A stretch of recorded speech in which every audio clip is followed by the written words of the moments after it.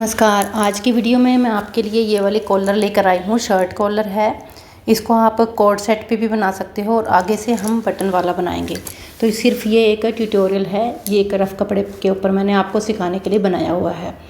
तो यहाँ पर हमने कपड़े को इस तरीके से लेना है। ये फ्रंट पार्ट है। फ्रंट पार्ट का जो आगे वाला हमने बटन पट्टी बनानी है ना, उसके लिए 2 इंच मैंने एक्स्ट्रा लिया हुआ है। ठीक है, आगे की साइड पे 2 इंच एक्स्ट्रा लेना है और 2 इंच जो एक्स्ट्रा लिया है उससे आगे हमने शोल्डर वगैरह के लिए निशान लगाने हैं।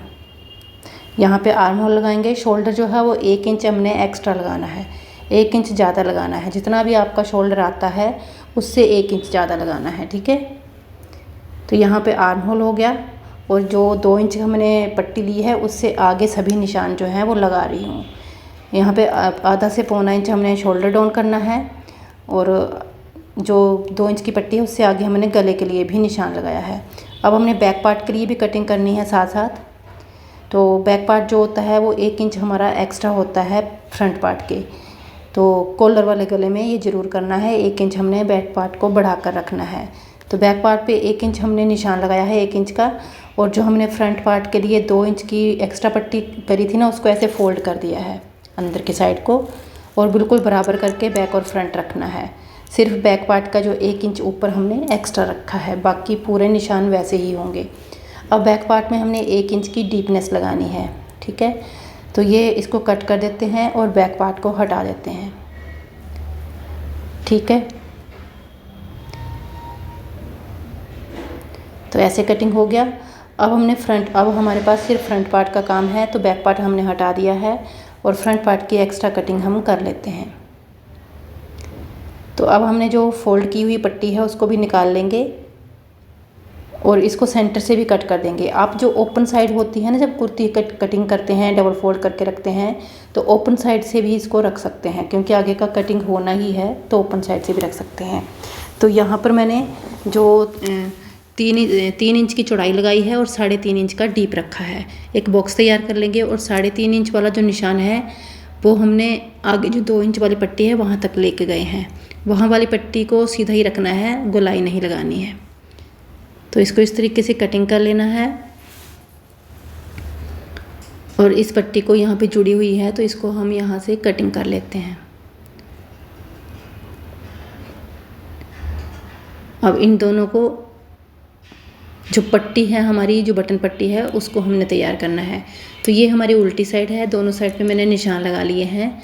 अब इसको इस तरीके से पट्टी को हमने पलटना है। तो इसके लिए मैं पहले पेपर पेस्टिंग लगाऊंगी पट्टी के ऊपर। तो उल्टी साइड पे मैंने पेस्टिंग लगाई है और हल्का हल्का सा आधा इंच के करीब यहाँ पर फोल्ड किया है। तो इसके ऊपर हमने जो बटन पट्टी है इसके ऊपर हमने कॉलर नहीं लगानी है, तो ऊपर हमें फिनिशिंग देनी है। तो उसके लिए हमने पट्टी को इस तरीके से सीधी साइड के लिए मोड़ा है। जो एक्स्ट्रा है 2 इंच की पट्टी, उसी को मोड़ना है सिर्फ। ठीक है, तो 1 इंच की हमारी रह जाएगी। तो इसको सीधी साइड के लिए मोड़कर हमने ये वाली सिलाई लगानी है, फिर हम इसको सीधा कर लेंगे तो यहाँ पर फिनिशिंग आ जाएगी। तो दूसरी वाली साइड में भी हम इसी तरीके से कर लेंगे।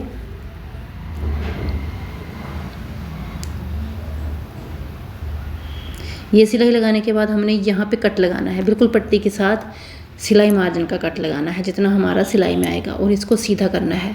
सीधा करके जो पट्टी है हमारी, वो हमारी उल्टी साइड के लिए हो जाएगी। वहाँ पे हम तुरपाई वगैरह कर सकते हैं या फिर स्टिच कर सकते हैं। तो इसको ऐसे आएगी ये एक दूसरे के ऊपर। ठीक है, तो यहाँ पर हम सिलाई लगा देते हैं दोनों पे। ये आपको समझ आ गया होगा। जब हम इसको तैयार करेंगे, जब फिनिशिंग देंगे, तो ये सीधी साइड के लिए पलटना है और सिलाई लगा के फिर इसको सीधा करना है। तो ये उल्टी साइड के लिए आ जाएगी और सीधी साइड जो है वो बिल्कुल सफाई के साथ आ जाएगी। तो यहाँ पर हमने शोल्डर अटैच कर लेने हैं बैक पार्ट के साथ।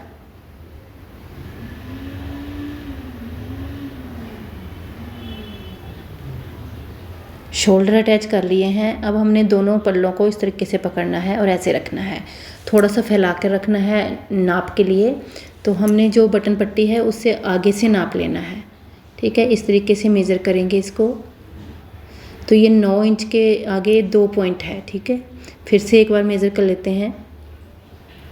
पूरा 9 इंच है, 9 इंच के आगे थोड़ा सा 1 या 2 पॉइंट ज़्यादा है। ठीक है, तो अब हमने पेपर पेस्टिंग का एक पीस लिया है जिसकी जो ये चौड़ाई है वो 10 इंच है और लंबाई 5 इंच है।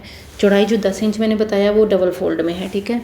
तो अब ये खुला हुआ पार्ट जो है वो मेरी तरफ है, इस तरफ है। मशीन की साइड जो है वो बंद साइड है, बंद पार्ट है।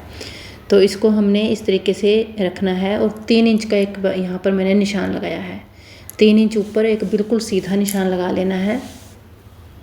तो ये जो कॉलर होती है ऊपर से हमारी चौड़ी होती है साइडों से, तो जो ओपन वाली साइड है वहाँ पे 4 इंच पे निशान लगाया है मैंने।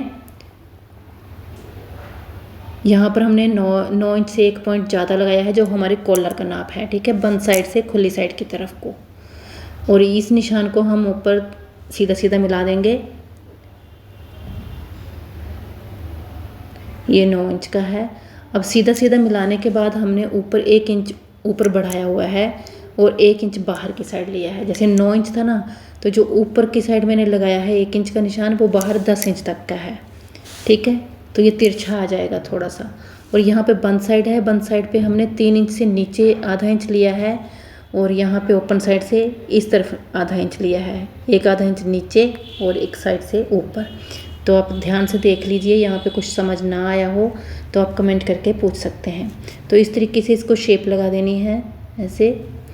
और ये हमारी कॉलर तैयार है, इसको हम कट कर देंगे।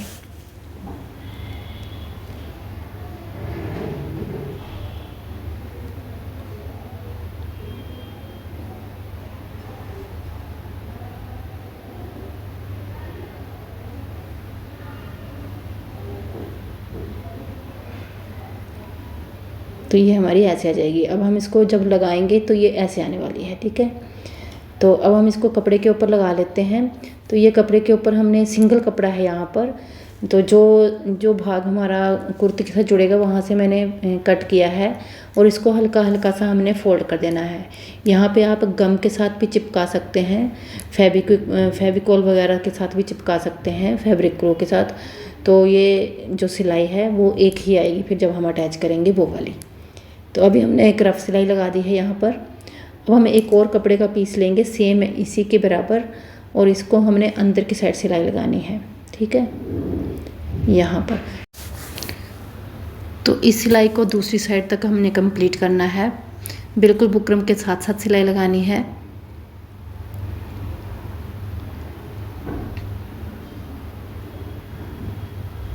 ऐसे, ठीक है। अब जहाँ पे अभी मैंने सिलाई लगाई है वहाँ से हमने कपड़े को कट कर देना है। जो एक्स्ट्रा कपड़ा है थोड़ा थोड़ा सा मार्जिन रखते हुए हल्के हल्के से कट लगाने हैं। और नीचे की साइड जहाँ पे हमने फोल्ड किए था ना सबसे पहले, ये वाला भाग जो है वो कुर्ती के साथ अटैच होगा, ठीक है। तो वहाँ पे हमने सिलाई का मार्जिन रखते हुए कटिंग किया है। अब हल्के हल्के से कट लगाए और इसको सीधा कर लेना है। सीधा करके हमने इसको अच्छे से प्रेस कर लेना है।